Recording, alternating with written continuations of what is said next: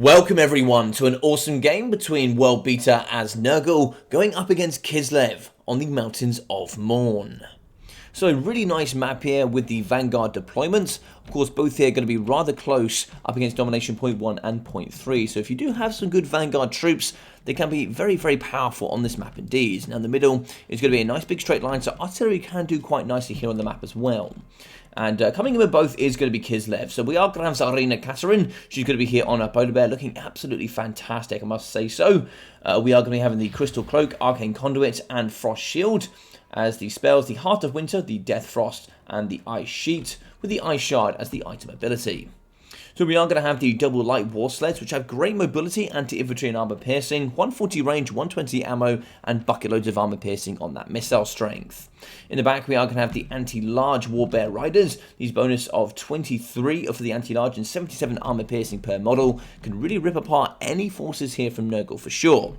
Now, we do actually have some good Derbyshire units that do have Vanguard deployment, and we do have some good units that get around the flanks that have some pretty decent armor. We have Zargard, and then we also have the heavy armored Corsairs, so they can do quite nicely here throughout the battlefield. So the double plague bearers in the front, backed up by a third unit with the double cultists here for world beater on the floor. Now we are going to have the cultists of Nurgle here on horseback, giving them a little bit more armor, a little bit more HP, which really does quite nicely there with the regeneration. We are going to have the summon of the Gate of Nurgle, so with this added mobility, we can really get into the battlefield and affect it quite nicely. In the sky, we are going to have the Chaos Furies of Nurgle, which are going to be supporting here the Herald of Death. So the Herald of Nurgle here will be having the Arcane Conduit, Life Leeching, as well as the spells of the Fate of Buna, Soul Blight, Spirit Leech, and the Locus of Fecundity. So good healing and death magic, especially when proccing with the Life Leech, and that actually gives a 0.1% increase to your mana reserves, is actually really, really strong. And previously you would say Life Leeching was weaker than other lore passives that do actually increase your mana. Now it's actually going to be one of the stronger ones here in the Warhammer scene. So we are going to charge forward here with Katarina, and she's going to be getting ready to maybe do some Death Frosts here on top of the Herald of Nurgle. So both sides charging to the middle. We are going to get the more mobile faction here of Kislev reaching the middle point first within 2 minutes. And then we are going to be having the Herald of Nurgle and the Nurglings coming in behind just a little bit slower here. So it's like there, that is more than likely going to be a Death Frost, I think. Can't quite see what. Yeah, that is going to be a Death Frost. That's going to do some good damage here. He's also going to be getting shot by the war sleds. Now they do actually have 100, and you can see the red line there on the outside. There's 140 range. So he's going to be well within the range of the light war sleds. He wants to come out just a little bit and allow them to miss. So that juking back and forth within the middle of that radius means he's going to get hit substantially. Here at the front, we are going to have Chaos Furies. Rather still, I'd like to see these maybe compromising the light war sleds. Only 70 armor for them, and we do actually have 44 weapon strength, so we could do some good damage there with poison as well, which will slow them down, debuff them, and make them considerably worse for sure. So a little bit of a shame we didn't see those getting into action. But for the first summon, we are going to be having the Little Grom. The bad boy is going to be charging forward 503 armor piercing missile strength, 450 range, and I can actually fight in melee combat pretty nicely. 110 weapon strength with anti-infantry and armor piercing can do quite nicely. So shots on the front, the first one is going to be a miss here, and then we are going to be backing up with the Plague Toads. Toadjitsu come to the front line. These bad boys are super cool indeed. They're going to be getting ready to go forward and do all that Kung Fu stuff for sure.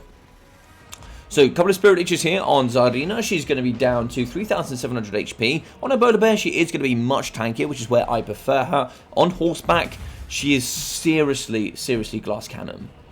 In the back, we're going to be charging forward here with the Warbear Riders. And so we do have some Chaos Furies that are going to be backing up and compromising the Little Grom. And then coming forward, it's going to be the charge of the Streltsy. The fantastic men at 850 gold cost with good armor piercing, weapon strength, as well as missile strength. So these bad boys can fight very nicely. 70 armor to make them pretty tanky and durable. In the middle, we are going to be capturing Domination Point 2. Double Plague Bearers here are going to be lining up. But we could see the charge here of the Polar Bears coming through and destroying the lines of Plague Bearers here that have been set on Domination Point 2. Bear Riders are through. They're going to be compromising. They're going to be deleting a whole lot of units. And now we're going to be pushing through with the Furies. In the middle, Toadjitsu do have pretty good mass here. About 1.2k, something like that. Yeah, 1,200 that can help pinning up against the light war sleds.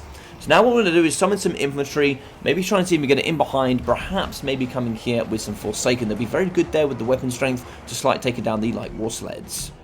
Heart of Winter has been procced in the middle here. That is going to be doing some good damage. 40% slow here up against the Plague Bearers. 75 to 150 tick per damage. And it's like here it's just going to be a regular Heart of Winter. It is almost always worth overcasting it. So only an extra 4 winds of magic, but you get an extra 50% damage. Over here on the right, we do see a unit of the Dervishes, so good Vanguard push here. But now we are going to be charging forward with the Plague Bearers. Now they will delete the Dervishes. They have absolutely no armor, and we have 48 weapon strength from the Plague Bearers. In the middle, I'd like to see the cultists getting a little bit more active here, getting their summons on the battlefield, helping out where they can. Perhaps move one round the flank and summon on top of the Streltsy.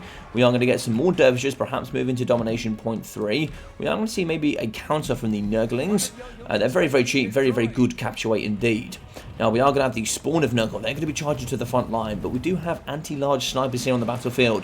The Warbear Riders plus also the Light War Sleds going to be shooting, going to be scooting. They have no army here for the Spawn of Nurgle. So you've got to be very careful here about how you apply these. In the middle, we do see Tsarina down to 1,700 HP. She's getting in the danger zone for sure. Got to be very careful with her.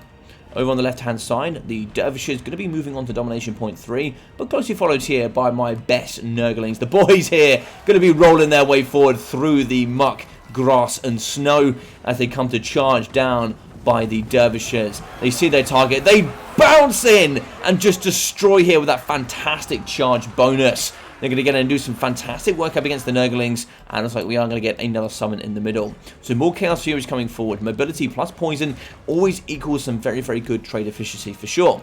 Especially when you've got slow units like the Streltsy, and there we go, we are going to be getting a summon of the Cultists in the back, and they're going to be summoning up against the Streltsy, and hopefully doing some good work indeed. Oh no, Tsarina does fall and her beautiful polar bear lies there, unfortunately in the dirt, and we may be seeing her back soon perhaps, but I highly doubt it. We very rarely see Lord Choices coming back to the battle, and normally they're very expensive.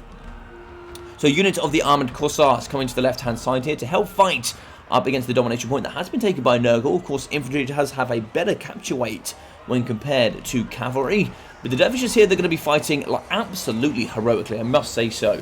They do get poisoned, so down to 24 weapon strength, but that charge bonus, if they keep cycle charging, can do some nice stuff here up against the lightly armoured Plague Bearers.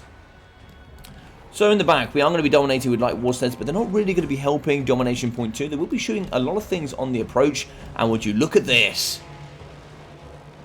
Listen to those sounds! Fantastic rock flies to the battlefield, and they can dumpster Light War Sleds. Brilliant armor-piercing stats. These bad boys are a menace to deal with, and that's it. They are going to be coming forward. Not too sure what the intended target is going to be. Furies in the back are going to be compromising Little Grom, but 105 armor is going to be a lot to punch through for sure. They could be really struggling indeed. The Armoured Corsairs in the back will whip out the pistols, and a bit of 360 no-scope here at close range, which is going to be just pouring into the Chaos Furies. They don't have much armor piercing here, the pistols from the Armoured Corsairs, but they will do some good damage here up against the Furies. So, Spirit Leech, nice damage there from the Herald of Nurgle. That's going to be doing, yeah, about 34 to 67 per tick, and up against a single entity, that will certainly back up over time. Streltsy getting shut down here by the Rotflies. Herald of Death is going to be charging in to back up his Rotfly boys. But here in the middle, the Warbear Riders could just turn and burn, and they would hurt so badly here for the Rotflies. Of course, these big, large entities. And, you know, of course, they don't pay much for armor, but 23 bonus first large from these Warbear Riders with normally about 110 weapon strength would certainly butcher quite nicely. Over here on Domination Point 3, looking a bit weak, we are going to have just one unit of the Nurglings. They are going to be holding quite nicely. This is going to be the triple cap from Nurgle. Got to be very careful with this. Of course, you've got to be ahead on the damage compared to Kislev, and that doesn't normally go so well there for Nurgle. Nurgle normally takes a lot of damage, but, you know, obviously heals extremely well as well. So, you know, from that point, triple capping as Nurgle can be very, very difficult, but also they're almost impossible to take off these domination points. So Warbears are going to be shooting to the middle up against the Spawn of Nurgle. Plague Bearers as well are going to be getting shot. We do see the Cultists charging across the battlefield, and they could fight up against the Light War Sleds. The Armor Sundering would be very nice, 70 down to 14. That would allow almost anything here to fight in quite good stead. In the back, Spawn of Nurgle, and a unit of Nurglings, and the Pox Riders. The big bad boys, these are certainly a favourite of many. Good anti-infantry, 64 weapon strength, as well as poison and magic damage. Physical resistance with also the Cloud of Flies, given that 9 melee defense, makes these boys incredibly powerful. 45 melee defense, plus poison for the debuff on weapon stats. Yeah, makes them very difficult to take down, and being that they're anti-infantry, and they also do have magic damage, especially up against other factions which have demons, it makes them very strong here as a unit for sure. Now, Plague Bearers and Nurgle are going to be falling down to the Winged Lancers. Very good counter. They don't have much armor piercing. They have mass weapon stats, but that's where armor does quite well against. And the Armored Corsairs are going to be trying their best. Now, we do see the Herald of Death. He's going to charge in, and sadly, Spirit Leech doesn't quite work the way it used to. You can't just Spirit Leech a unit of Cav and take off 8 models. It doesn't quite work the same anymore. You can't do that anymore. It's strictly just for single entities. In the middle, the Warbear Riders are charging into the Plague Bearers. They do see some good shots here coming from far. Still going strong is going to be Little Grom, 2,200 HP for him. Double Stealthy falling into the middle alongside the double Armored Corsairs. So it's going to be 3,380 up against 350 here from the faction of Kislev. We are going to have Nurglings, Pox Riders here on point 1. That's going to be quite difficult to take out. We do see some Wing Lancers charging forward and some Stealthy.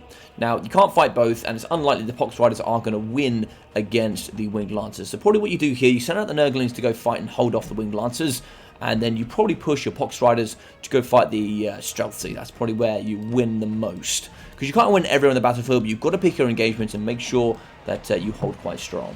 Now, we are going to get the Herald of Death. He's going to be fighting quite nicely with that weapon strength. It's going to be 450 armor piercing up against the Winged Lancers. Armored Corsairs are going to do some good damage. Only 30 armor for the Herald. Now, he will have the Locus of Fecundity, so we will get healing here for the double models.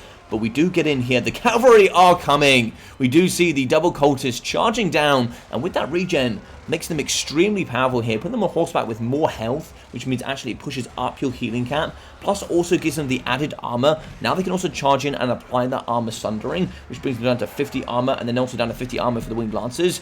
That just makes it so much easier here for the Plague Bearers to use that mass weapon strength to rip apart Domination Point 1. Double Stealthy firing in the middle here, backed up by Little Grom. That is a worst case scenario here for Nurgle, just being stuck in a little pool here on Domination Point 2 and just getting shot to death is not fun for sure. Now we can see here the Nurglings backed up by the Pox Riders are going to be taking on the Winged Lancers. They will likely win, but the amount of damage they're going to be taking here from the Stealthy on the right is going to be devastating, that's for sure. Certainly going to be devastating. And also move forward with the Armored Corsairs, which will take a little bit of time here for the Pox Riders to deal with. They'll get in front. Stealthy will be shooting over the top. We'll see some pistol action, and we will be seeing a lot of the units falling quite quickly. So 4,530 there, with only one domination point here on 3 for Nurgle. The other two are going to be captured here by Kislev. So we do have the War Sleds, backed up by the Armored Corsairs in the middle, Warbear Riders. Some of these ought to be desummoned at this point, allow them to regenerate faster by desummoning and get some points back. I think a lot of people will leave too many elements on the battlefield.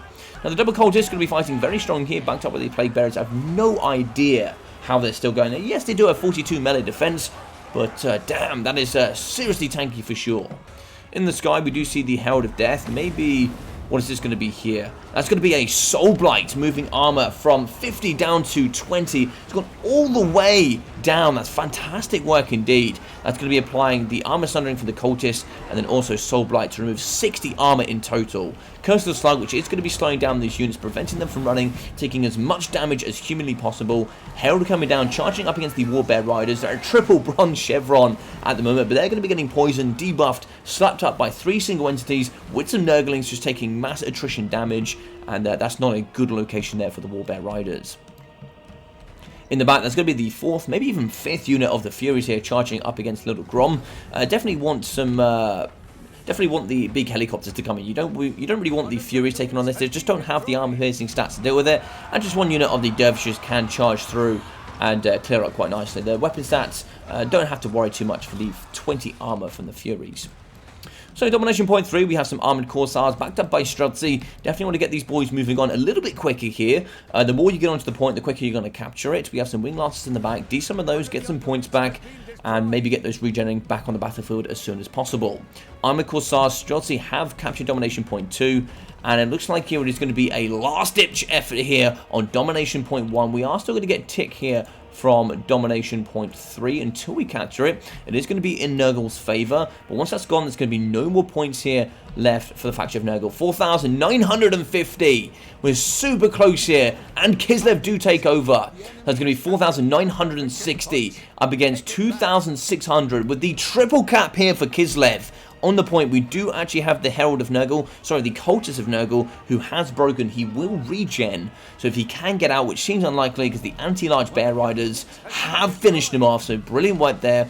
We do see the Herald of Nurgle charging into the lines of the Streltsy, literally throwing his life at the forces, preventing 1, 2, 3 units from getting through this small gap here in the hill. And what do we have here? We have Armored Corsairs. Curse of the Slug is going to be affecting quite a few units. Charging on here with the Pox Riders of Nurgle.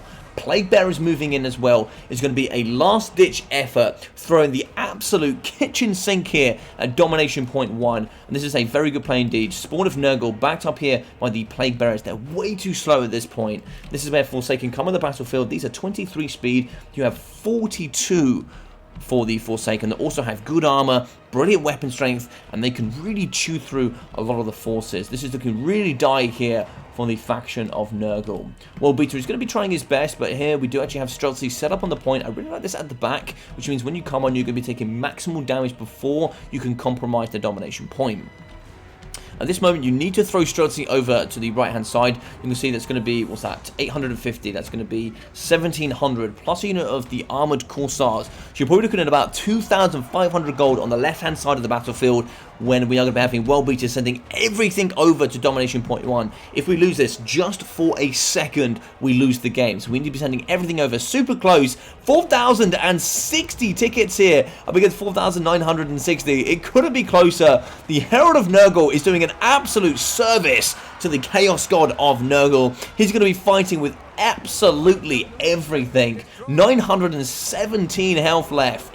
We are going to move in here. The Cultist has been summoned for the second time here onto the battlefield. We do see light war sleds. The Curse of the Slug has been activated to slow down as many troops as possible. You need to get these bear riders, these sleds on as well. You need to prevent this camp.